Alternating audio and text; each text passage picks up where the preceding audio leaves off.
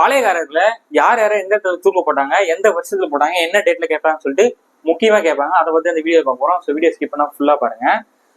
3 வருஷம் தாங்க, ஓகேவா? 1799, 1801, 1805 எல்லாமே நீங்க நான் வருஷத்தை பாத்தீங்கன்னா எல்லாமே ஒரு ஆட் நம்பர் தான். 915, ஓகேவா? இது ஃபர்ஸ்ட் நம்ம கிளியர் ஆயிடும்.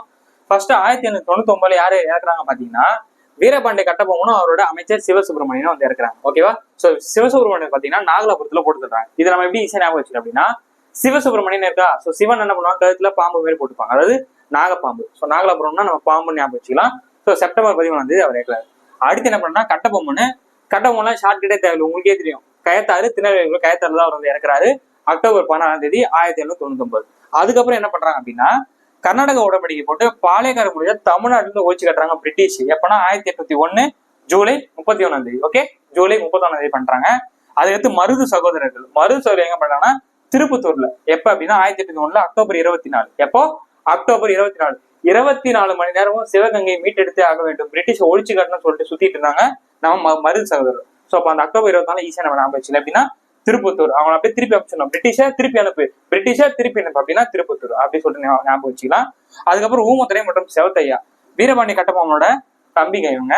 ஸோ இவங்க என்ன பண்றாங்கன்னா பாஞ்சாலங்குறிச்சி, ஓகே, இவங்களோட ஏரியா தானே அது. ஸோ அந்த பாஞ்சாலங்குறிச்சியில இவங்க வந்து கொண்டுறாங்க 1801 நவம்பர் 16. இதுல என்ன துக்கமான என்ன அப்படின்னா அக்டோபர் 16, இவங்க வந்து நவம்பர் 16. ரெண்டு பேருமே அந்த 16 டேட் சேமா இருக்கும். இங்க அக்டோபர், இவங்க நவம்பர், ஓகேவா? அண்ணன் தம்பி ரெண்டு பேரையும் ஒரே டேட்ல கொண்டுறாங்க.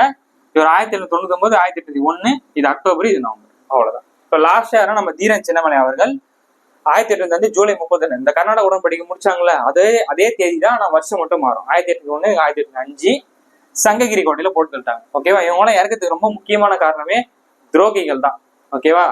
துரோகிகள் எல்லாருமே என்ன பண்ணுவாங்கன்னா காட்டி கொடுத்துருவாங்க. அந்த காட்டி கொடுத்துற காரணமாக தான் இவங்க எல்லாருமே வந்து இறந்துருப்பாங்க, ஓகேவா? ஸோ உங்களுக்கான கொஸ்டின் என்ன அப்படின்னா, வேலு நாச்சியாரு சிவகங்கையை எந்த வருஷத்துல மீட் எடுத்தான்னு சொல்லிட்டு கமெண்ட் பண்ணுங்க. இதே மாதிரி அடுத்த ஒரு சூப்பரான வீடியோ சந்திப்போம். நன்றி, வணக்கம்.